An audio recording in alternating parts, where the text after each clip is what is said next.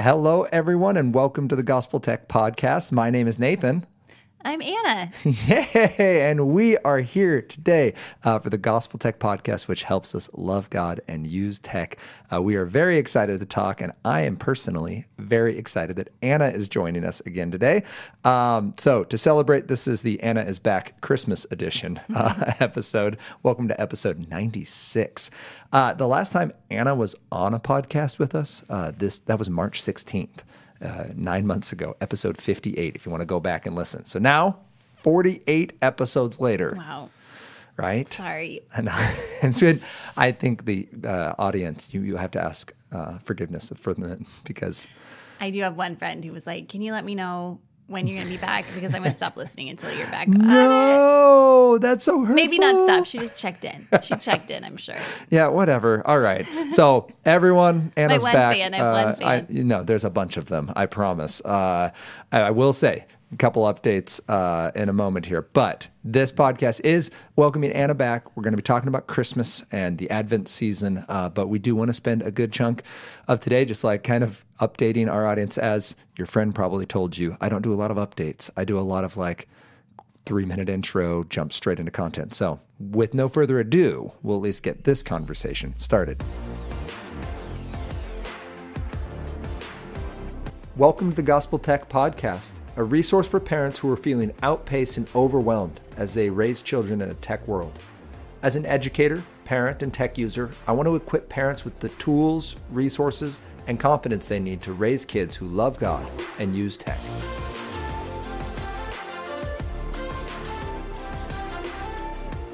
Thank you to everyone who has made this podcast possible. It has been a huge blessing to be able to do this in the year of 2021, and so cool to watch just the audience continue to grow, but more importantly, families be able to apply this information. I was at an extravaganza. It wasn't like a convention. A holiday bazaar. It was a holiday bazaar with my dad, actually. And we just like hosted a booth and we're like, I don't know what gospel tech could do there, but let's go and like support local and get out there. And it's actually really cool because people are like, we've heard you, which doesn't happen very often in the gospel tech category of podcasters. You don't get recognized, it turns out, in public a lot, but that was really neat. So it has been awesome that you guys are supporting, you're telling your friends, and we are continuing to share the gospel and help families have both peace and confidence when it comes to how do we raise healthy youth in a tech world. Thank you so much for being here. And thanks to people who are giving for our year-end push to get to 100% of our budget.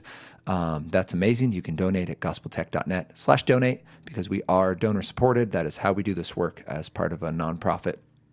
And anything else I'm forgetting? Nope. Sweet. So let's do a little bit. I want to run through since Anna was last on here. So in the last 9 months, we have celebrated birthdays for our youngest turning 2, middle turning 6, oldest turning 8. That's so big. 8 is getting big. 8 is getting big. He's a big dude. He has lots of thoughts. He doesn't like when we say that. No. So apologies in the future, son, when you listen to this. Don't tell him he's getting too big. He's sensitive about it. Yeah, he is. But he's huge. Like he's big and he has big thoughts and huge questions. He wanted to know the other day, Dad, what was his question about like, why did Satan get kicked out of heaven or something? Like it was just like we were sitting down. He's asking a lot of big, good questions. He's really thinking about things, which is fun, but also like, I got to know things. Yeah. Or like even be like, buddy, we're going to have to look that up. Like, I don't know. They wanted to know today if birds had teeth. There's just a lot of things that kids make you realize, I don't for sure know the answer to that question. Like, I think I would really bet money on no, but how does an eagle eat the fish? You're like, there's something with a hook. I'm like, they have those talons. I can't be confident they don't have a tooth.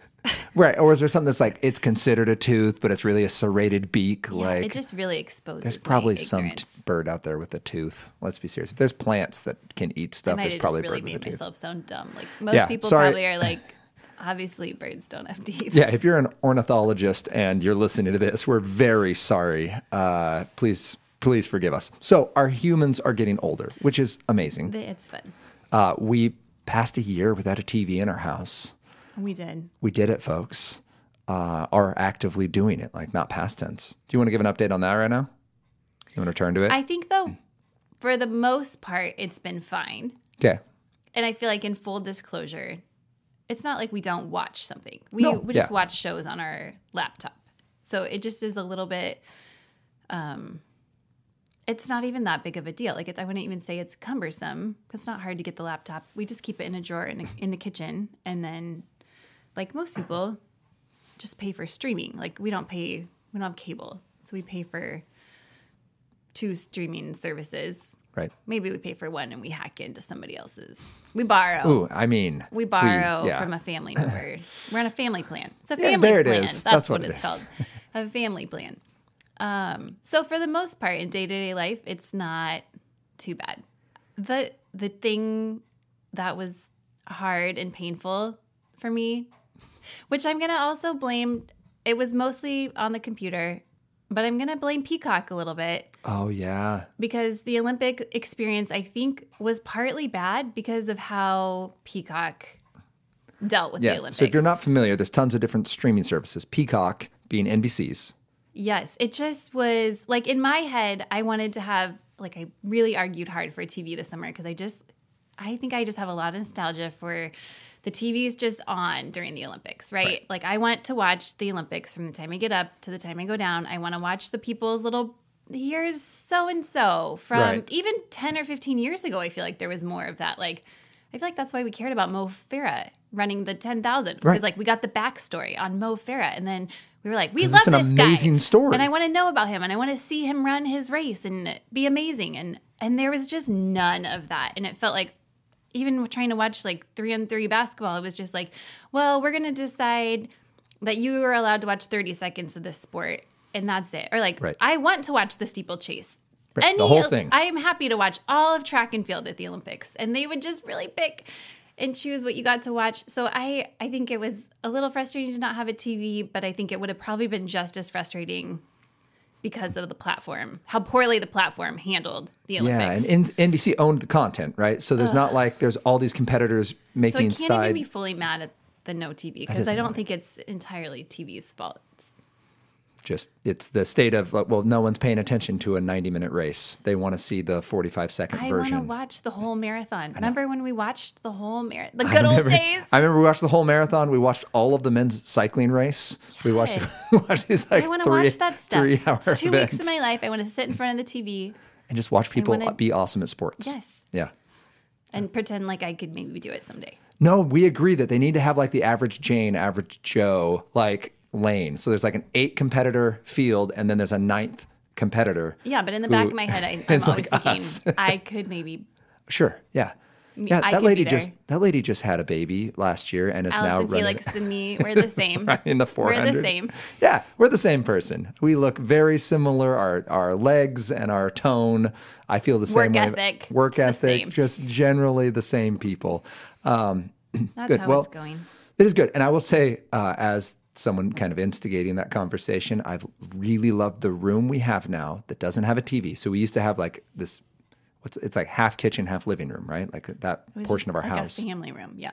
Okay, so a family room. And the idea, though, that now we have this space where people can come visit and there's not this giant screen, which is when I was, again, we read Andy Crouch's The Tech-Wise Family. That's kind of inspired all this. But there was this huge TV in the corner that wasn't actually on that often, but was always staring at you. And I love the room. You've done an awesome job in that space. So I would say in the last 9 months, gold star, despite the Olympic snafu that we will try to fix, and maybe NBC will actually let people watch that content long form. So, but we've done it, and our kids still watch shows. We still often will watch a show in the evening. We just stream it off a laptop. The laptop goes away when we're done with it, and that's been good.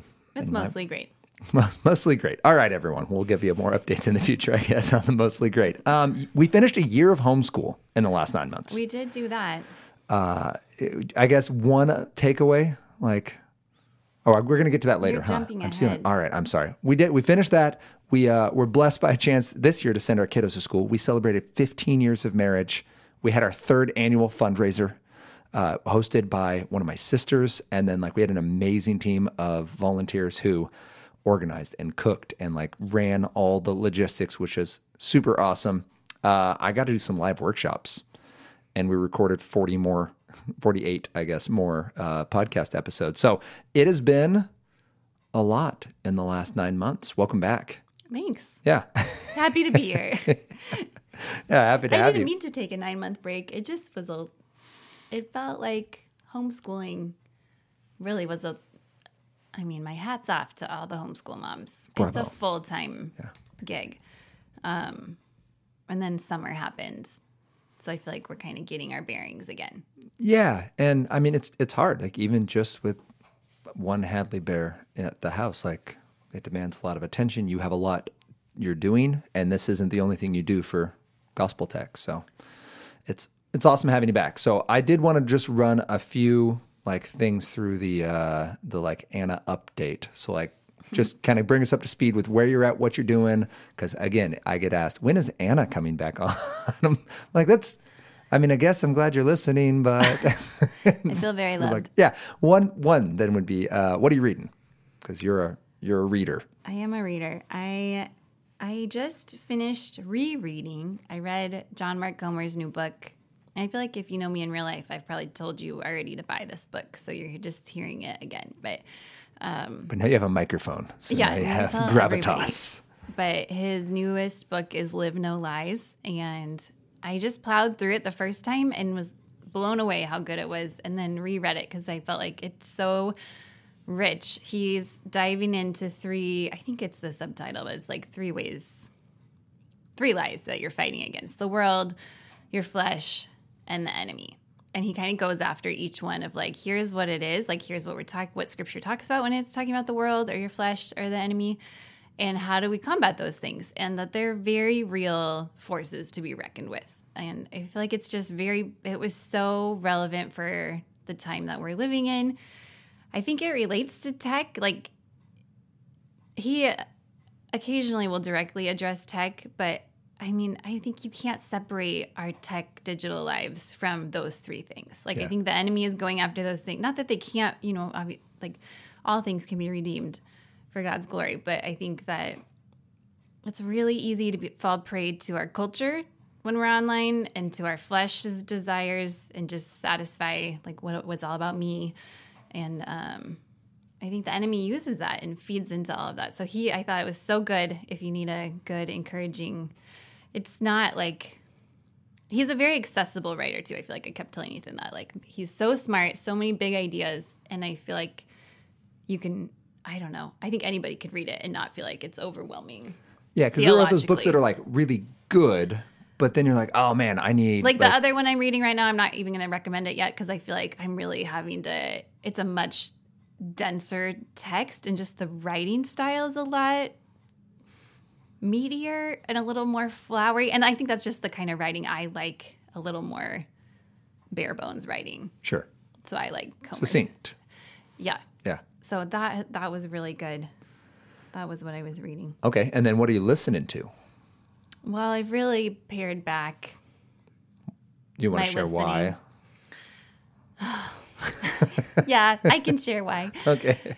Well, I feel like kind of out of that book of just kind of combating the things of this world and being protective of my mind and what my heart is paying attention to, I just kind of felt convicted to, not like I was listening to anything smutty or like watching anything smutty, but just watching like a silly show or like, I don't know, an episode of Hot Ones or like something silly. Like if I Which is a wing eating show, Yeah, everyone, if like, you're not familiar. people know what it is. It's pretty popular. If they didn't. If you didn't. Anyway, just like a silly, like, but I just have been feeling more and more like nothing is neutral. Everything, like, it's either pointing me to Jesus or it's not. Like, Yeah. And I think I don't have bandwidth in my life right now to be ingesting a whole lot of things that are not giving me life. So I've kind of December 1st, I was like, okay, we're going to just really pare it back. Yeah. So I've really only been listening to Jenny Allen's podcast this month so far. I just haven't had time for a whole lot else, but I feel like 25 minutes if you need a quick podcast. Her episode with Paul Tripp was fire. If you need it's on marriage. It was unbelievable. If you just need a good, like, shake. Do we know what number that was? I It's didn't. episode 12 in her, Okay. like, So Jenny it's Allen her podcast, healthy, she's episode doing 12. like a healthy, something on being like a healthy person is the name of the series she's in right now. Episode 12 with Expectations with Paul Tripp. Okay. And it was on marriage. And it was really convicting. Okay. I mean, for other people, probably. I thought of a lot of people that needed to hear No, this. I was like, I think I finished and I told you, like, oh man, I'm really sorry. Like, just came into marriage with a lot of expectations I didn't even know I had. And I'm so subpar that I just couldn't meet them. Yeah, what? Like, they're just unreasonable that you don't even realize. Yeah. That No, you it's haven't. it's huge though. I think we all do that, right? And that's a conversation I've had to have with you as well. Of like, I'm very sorry for like just my general expectations. Like I put my hope in you rather than saying, hey, I can love my wife. Like, no, I have demands that I place. So those sound really good. Then third question would be, what piece of tech or app is there one that you found is like your go-to right now? Which is an interesting contrast I of a don't question really based feel on your like, previous I know, answer. I feel like I've really kind of tried to scale back. I have my only social media I have is 10 minutes. I have a timer set on Instagram for 10 minutes so I can get work stuff posted and maybe scroll a couple of people I like to look at their accounts for 5 minutes. Yeah. Ones that you feel like help you be like they're fun, but They're they fun, don't like make you. home, maybe like a fun home person, like, I don't know. I'm not going to say any names, but home design people or like biblical truth people, like one or two friends that I feel like I enjoy seeing. But I try to keep it to that 10 minutes because I just don't, I never feel good if I'm on there for longer than 10 minutes a day. I don't know. I'm enjoying our Seinfeld episodes in the evening. Those are we are redoing the Seinfeld watch through. What did we watch the other day? Oh, Red Notice. Oh yeah. Is that But appropriate? I don't. I don't know. They definitely drop There an was an F-bomb in F-bomb, there. but it was there was no There's no sex. There's no sex. There's no spirituality of any variety. No, and there was no like drinking. I don't know if you could watch it with a little. It'd be like high school-y kids Yeah. could watch it probably. Yeah, it's just like an action. It was a silly like action comedy. It's basically Indiana Jones. But If a you mock. yeah, but they're making fun of it. If you let your kids watch Indiana Jones, or if you watch that and you're comfortable with it, Yes. you would not Temple of Doom like any other one. Then you'd be fine with this. But yeah, it was fun. So It was- maybe that's my tech. I'm like, I feel like it's Christmas movie season. It was. yeah. It's not a Christmas movie. That's the word red color. All right. That's our standard for Christmas. And cut. Did We're they we're use good. the That's all color you guys. red? That's all you guys need to know. Okay. So final two questions. One thing you're looking forward to, 2022. You missed. What did I learn about from homeschooling? Oh, homeschooling. I'm sorry, it was on the bottom. All right, 3 questions then. Oh, 4. All right, my this is going to be the gosh. Anna. Quick, rapid fire. Okay, one thing I learned from homeschooling last year. Yeah. We did a little mini co-op because if you saw me having to reconcile with having to homeschool the summer before, I have lost all track of years. Whatever summer that was. Yeah, it was like 2020, the summer of 2020. 2020, yeah. When I was realizing I was going to have to homeschool, I was losing my mind about it. And then I had 2 friends who kind of made the same decision, like we're going to pull our kids because we don't know what the school year is going to be like, and we didn't want them to be on a screen all year, and blah, all the reasons. So we started a little Friday co-op thing, and we joked the whole year, like all the homeschool things that people tell you why homeschooling is great, like you just never get these years back, and what special time you're gonna have, and like it's just gonna be magical. And we kind of joked like that all year, and then now that Owen is back in school, I'm like, oh, you just don't get that time back. And I'm so happy for him that he gets to go to school. He loves school and is like has a great teacher and great friends. And I really do like that he's in. I think it's good for both of us that he's in school. But I do miss some of the flexibility. I like doing little art projects with him and like doing the reading stuff and getting to have those conversations. And it is a little bit harder to I have to be really purposeful to get that connection time with him now because he comes home and it's 3:30 or 4 and somebody's got practice or a lesson or we're going somewhere and you just don't have that pace of the slower day. So, darn it. I will remind you, however, that Owen and you are almost the same person. I know. And you guys... We got into a good rhythm once the year kind of got going, but it was That's tough. Yeah. He's We are driven. very similar. You guys have a lot of crossover, which means Owen will one day rule the world. Just heads up, everyone. So you homeschooling, there was this like really sweet times for We kiddos. did have some good little moments in our little Friday days where Yeah. they really saved the year. They did. Thanks, friends, co-op friends. One thing you're looking forward to then in the new year. I don't know if any of these trips we're dreaming about are going to happen, but we've started dreaming about trips, We have. and I feel like those will be fun. Even if they don't all happen, it's just fun to like talk about a trip or plan a trip, even if it's little local stuff. Yeah, the idea that like those like the world might actually still exist. Yeah, and our kids are just kind of at a fun age. I feel like Hadley this summer will finally be. We really left her at home a lot. Yeah, sorry, Hadley, when know. you listen to this eventually. But I feel like this summer she'll be over 3. Like I feel like everyone's kind of in a good little age to take places and do little adventures and not fall apart. Not that they don't have bad days, but we're just kind of out of. I can see the light at the end of the tunnel of the baby land, Yeah, which is sad but fun. which brings us to Christmas time. These ages 2, 6, 8. Best part.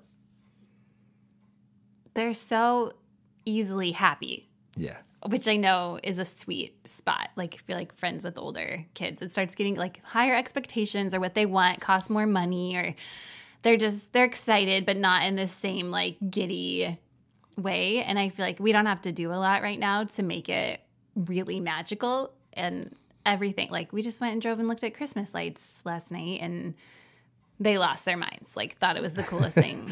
They want to like get out of the car. Yes. Like, And granted, we have a local Christmas light display that is, it's a dude who sets up his cul-de-sac. yeah, and it's unbelievable. So it's not just like we're looking at Christmas lights, but they just are so excited to like watch every Christmas movie and like, you know, get a sticker in their advent calendar in the morning. And they just think that's like great. It doesn't take a lot to really. No, and Hadley's into it. Like she Yes, loved she getting the Christmas understands tree. what's and, like, happening. Every time she sees a Santa, she goes ho ho ho. yes. So it's but like feel like she'll understand a little bit more this year. And Yeah, it is super fun. And then just because the people need to know, best Christmas dessert. frozen Seahawk cookies. Oh, yes. That's the right answer. What are Seahawk cookies, though? Because people probably don't know. I think they're actually kind of a common cookie that I thought only my grandma made. But then I saw them in Magnolia magazine like a couple years ago. And they were beautiful. You know, like grandmas are kind of wonky. sometimes. Joanna stole ours. Yeah, That's what I need Joanna to- stole grandma's cookie recipe. They're just the Ritz cracker Peanut butter. peanut butter in the middle, dipped in chocolate. They're called Seahawk cookies because my grandparents had season tickets to the Seahawks a million years ago, and the lady they sat next to would always bring those cookies to the game. Yeah. Back before it was like fancy stadium and shiny people go. Like this was the gritty Seahawks crowd. Heads up. Yeah. Yeah. Yeah. Awesome. Well, everyone, that is the Anna update of today, but it is the Christmas episode with Anna. And so what I was hoping we'd be able to do today is actually look at one of my favorite Christmas passages. We're coming out of Isaiah 9, 1 through 7 today. And just the idea behind going through this passage is to remind us like this is amazing to have Christmas and to look forward to celebrating Christmas with our kids and gifts and fun and Seahawk cookies. But that the hope of Christmas is something we have to intentionally refocus our minds on. So coming out of Isaiah 9, I'm just going to read all the way 1 through 7. Is that all right? That's great. Okay. So we're going Isaiah 9, 1. But there will be no gloom for her who was in anguish. In the former time, he brought into contempt the land of Zebulun and the land of Naphtali.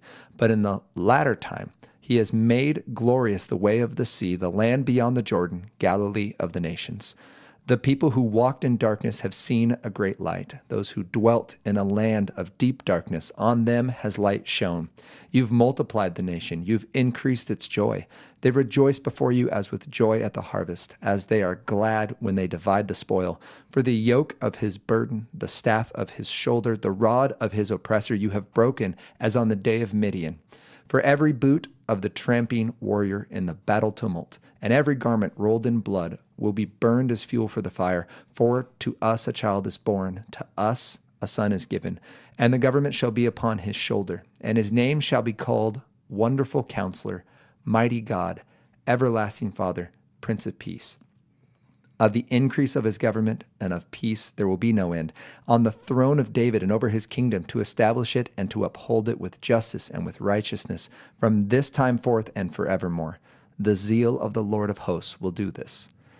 And when we think about Christmas and we have this promise of like, right, the questions our kids ask, why does it matter that Jesus was born? Why do we celebrate? Like, what's this whole gift giving thing? Like, how do you redeem this concept of Santa or recall the promise of what this giving in light of Christ moving into our hearts, what does that mean?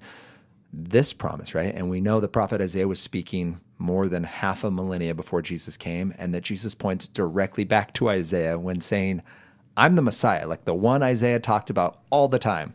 That's me, and it's been done in your hearing. Like these prophecies, these promises of God have been fulfilled. So when we have Christmas time, right, and we remember that the light has shone on a people living in darkness, and that our joy is increased, and that Jesus' name isn't just Savior, right? It's Wonderful Counselor, Mighty God, Everlasting Father, Prince of Peace. And it wasn't a one-time thing, it's an ongoing. And we have an Advent we're still expecting, right? Revelation is still the promise that the wedding will happen where the bride of Christ, the church, the body of believers will be reunited with our bridegroom, right? With Christ for all eternity. Like that's what Christmas is. It's not just a, hey, one time God did a good thing. It's no, God's actively doing a good thing. And it's looking forward to, it's expecting and anticipating this next thing. So I guess that's Christmas time. And as we look in a digital age, I think this idea of waiting, right? We were talking at dinner the other night with our kids. I think you posted on this, but there's those She Reads Truth, which I think it's Kids Read Truth. Yes, they have that. If you haven't ever looked up their stuff, they have She Reads Truth and He Reads Truth and Kids Read Truth now. Okay.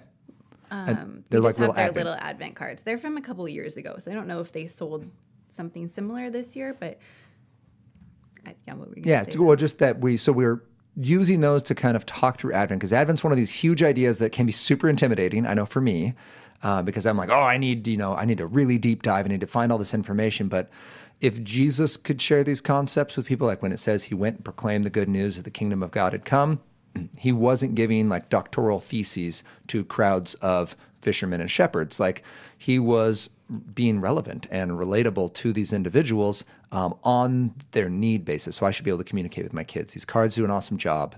And it talks all about like Advent is the expectation of arrival and that we're living in that. But think about the last time when we had to anticipate something, like wait for it.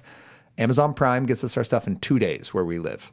Sometimes next day, sometimes same day. I'll order it in the morning and it's on my porch by the evening, which is nuts. Digital delivery for every game, movie, like they come directly to your device. There's not a lot of waiting. When's the last time you had to wait for something you wanted? It's really hard to even wait at the store, like in line for something. The other John Mark Comer book that I really liked was The Ruthless Elimination of Hurry. Yes. And he talks about that. We didn't talk about this, but when I saw that in the notes, I thought he talks about that a lot. Just that the idea of being in a hurry, even if you don't think you're in a hurry, I think just because all of our wants are satisfied so quickly, it just kind of puts you into that mindset, even if you're not thinking you're in a hurry. And then that being in a state of hurry is the opposite of how Jesus lived his life, and is the opposite of when you are really loving somebody. And I feel like he gives a lot of examples of like, think about all the times you've been in a hurry and how nice are you to people when you're in a hurry. Right. I'm so rude to our kids when I'm trying to get them, like, that's not my best moment. Yeah. The 5 minutes we're trying to get in the van when it's time to go to school, because I'm in a hurry because I don't want to be late for school. And Henry's trying to tell me a story about recess, and I have no time for it. Like, because he's officially become an obstacle. Like now you have a goal, and you're claiming this goal, and now this person, this story, this time, it's like that's an obstacle that has to be surmounted. Right. So if I'm in a hurry at the store, now the checkout person is a waste of my time. This person in front of me getting out their checkbook is a burden, instead of like, the checkbooks. Right. Instead of like, okay, I can just relax and I can be here, and me being at the store doesn't have to even be all about me. Maybe I can just look around and see what everyone else is doing. And Yeah, and we described there's that. a lot happening with that. There is, and I think it's worth pausing on, because while we have other things to talk about, I think this is a huge idea, because that's when we talk about being present, that's what we're talking about, right? We use that on this podcast, I know, and I think it's a term that gets thrown around a lot, but when we're talking about being present, one of the things we're saying is don't hurry. This isn't a checkbox to get done. Today isn't like, great, I need to check today off so I can get to tomorrow, because maybe it's a vacation or a goal that we have set for ourselves.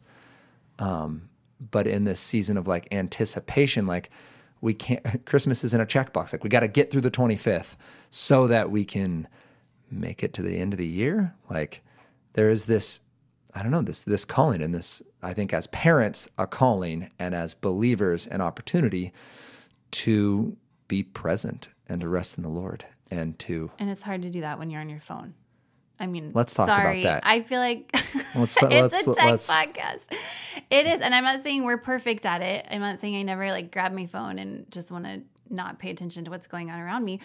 But I think we're missing a lot of opportunities if every second we have a down moment, like every stoplight, every time I'm waiting at the store and I'm in line and having to wait my turn. If I grab my phone, I'm missing opportunities to be aware of who's around me, or to parent my child, or have a moment of engagement with a stranger. Like those could be divine appointments, and I'm missing those Yeah. opportunities. Or it could just be a chance for me to be quiet in my own head and like Yeah.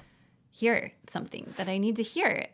Yeah. So if we were to really make, this might be too specific, but if you're listening to this right now in an AirPod while you're walking around a public place, we give you permission to pause us, right? Till you're in a space where human interaction is not an option. This is Nathan's pet peeve. This is my pet I think peeve. somebody probably could justify why they're doing that. I could justify a lot of things. I know. Yeah. I'm saying I just want to give somebody the benefit of the doubt. Like maybe like why they might have an AirPod in at the grocery store. Oh, I would love that. Right in. Tell me your I know. I just am trying to play explanation. devil's advocate, because I know I have friends who do that with like, I'm I going to know. go to the store and There are I'm just people that gonna, I very much care about as humans who do this. Yes. And it makes you crazy. Makes me feel crazy inside. One, because wearables are the push of the future, and this is going to be, it's eventually going to be rude to not be wearing your tech. And it's like if someone didn't have a smartphone or didn't even have a cell phone, right? You're like, why are you making life so difficult for us? So it will eventually be that. So that's one pet peeve. But the other is we're abdicating some of our presence. So anticipation demands presence, and is this balance of it, because when convenience arrives, convenience is what Amazon offers me. Convenience is what my digital entertainment offers me. Convenience is what my instant amusement and distraction, even when I'm surrounded by people, offers me. And Christmas is really about giving up convenience, right? When we talk about what Jesus did, he didn't just come down and do us a favor. Like he gave up everything that was rightfully his, right? Equality with God that he set aside and took on the fullness of man, right? And went to the cross, not caring about the shame that goes with that and then the pain that goes with that, because he saw the hope that was set before him of redeeming anyone who will repent and believe as a child of God, not just as a servant of God, but as an actual inheritant and co-heir with Christ. And so that he'd be the firstborn of many brothers. And that's what we're looking forward to. We're in the already, but not yet. You can live redeemed now, but you're still in a broken world, and we're still dealing with the work that needs to be done that God's called us to. And so I think our smartphones, our wearables, our entertainment, our amusement, our gift giving, we need to look at this idea of like Advent is about anticipating the arrival of Christ, but also anticipating the end of history. Really like the completion, I guess, the culmination of history, again.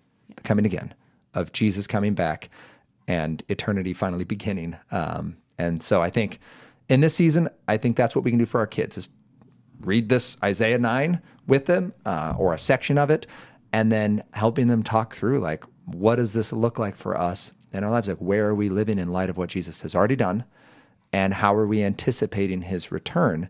And I think married people, parents, we can be talking about that in our own lives. I know that's an area of conviction for me of where am I not living in that anticipation? And instead I'm like, it seems to be taking a while. I'm going to do what I want because it seems fun. Yeah. Like how can you push back on that and like practice, like choosing something that's slower on purpose to it's a discipline. Yeah. Right? Like To be present specifically, present, not just but- to suffer.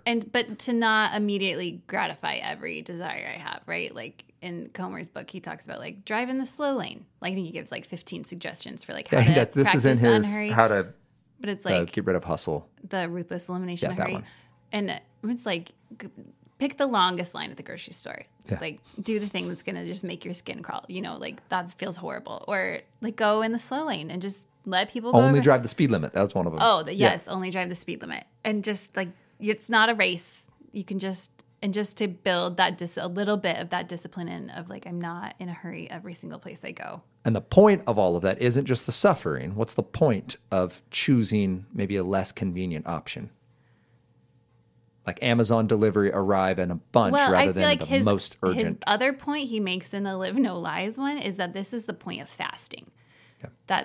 And I think like on a very smaller scale, like driving the speed limit, picking that slow checkout lane, like anytime we can make our physical body submit to waiting, it's kind of like preparation for when like life is hard and there are going to be spiritual battles that we're fighting. And when a big storm comes, like the fasting and these little moments of discipline are going to make us able to weather a bigger storm because we've had to wait for something. We've had to wait for God to show up, or we've had to train, right? Just like any training we do for anything physical. Yeah. It'll be easier when as opposed if I never have to wait for anything ever, and then all of a sudden a big disruption comes in life and I'm having to wait on the Lord, like I've got no practice now for that. And it will be nearly impossible. Not that like the Lord will equip us, but I could go through that maybe a little stronger. Yeah, I would I'm actually not even saying no, that I super would actually clearly. push back even on this idea that well, like the Lord is good and God is sovereign, and therefore I can do whatever I want. And when push comes to shove, like He's got my back. Like that's not what the Bible says. Like Yes, part it's of a trusting lot of, like, the Lord. and training in Yeah, right, like put on you. Yes. Yeah, we're training our flesh, and that's an act of faithfulness, and we're loving our neighbor, and that's an act of faithfulness, and to continually not do that, and in this season to simply either just consume or distract ourselves, and not actually set our hearts on what's most important. So I'll be very tangible in my life. Distraction with fun tends to be where I go. Some people go to work, and some people go to other things, but like that's where I will run away to. And if I allow myself to just distract myself through a month of the year, through this Christmas season that focuses on this past promise and future promise, I can get to a spot where when rubber hits the road, what comes out is the fact that I haven't been trusting the Lord in it. Like I'm actually living out a lack of faithfulness. And so I would. Well, and it's all, I mean, we could get really into the neuroplasticity of it. Like now, There's this. every choice I've made for the last, like, let's say for a month, all you do is pick what's fun, right? Every time you have free time, you pick to do the fun, or anytime something's hard, like, right? pick to do the I don't fun. like how I feel right now, so I'm going to pick fun. Yep. Or I'm going to turn on this show because I Distract. don't like how I feel right now. Yep. So now if I do that every day, every time I feel bad, now that's all my brain knows how to do.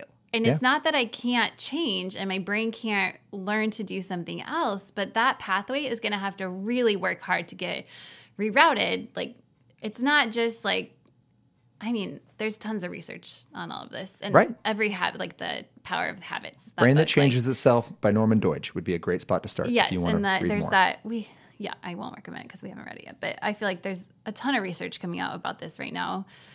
Of our brains we can kind of choose the paths that we set, and that goes for what we're thinking about with our thought life and our choices and our disciplines, and like, yeah, we're either being made like Christ or we're not. Yes. And so I would say with my distraction for entertainment, when push comes to shove then and an actual crisis or a really hard week or something we didn't plan on or work is just really low, I have built a habit of not trusting the Lord first. I've said, no, my hope is set on my ability to have fun and my opportunity. And as soon as that is denied me, now that's something I need. And it's no longer just like, well, God's still good, so I'll just go trust Him. Like, no, I've been setting my heart, like this is what Romans 8 is talking about. Like I've been setting my heart and my mind on the things of the flesh. So I think that's all right. That yawn, yeah, everyone is Anna telling me to land the plane. I'm thinking about it. All right, you guys are probably feeling similar. So there are a couple questions left. Do you want to just wrap this one up? I think that was great. Let's put it in the can. All right, that was a longer conversation, but I guess the the takeaway today is twofold. One, Anna's back, and we will hopefully see her in a future episode. And you got a nice big update from her, and I'm super excited that she's returned. And two is that when we're talking about Christmas, be intentional, and we are prayerfully trying to be intentional and now encouraging you to be present physically, emotionally, spiritually, and to remind your heart and your children's hearts about what Advent is. And that's more than just listing facts, but it's no less than that, right? You have to start by reading the Bible and getting the facts of what Advent is and what this Advent expectation is still with Revelation and the return of Christ. But then to also go and talk, what does that look like to live it out in our gift giving, in our time together, in our service of others, in our life heading into a new year, so that our tech submits to the gospel and our actions and our kiddos and our marriages. So anything else for the good of the order? Nope. All right. Well, everyone, thank you so much for being here today. If you have any questions for us, you can reach out to me directly, Nathan@gospeltech.net. If you know if birds have teeth, let us know. Ornithologist, we're looking at you. And by the way, our new international listeners may be especially judgy on that.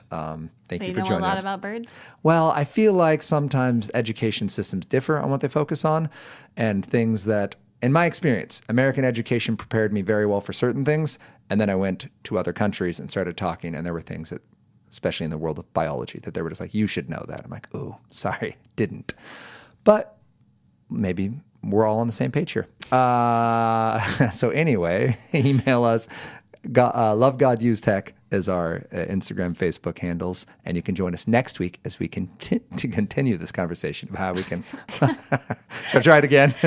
You can join us for this conversation and another fun fact, whatever that will be for next week. For next week. And until then, thank you guys. Bye.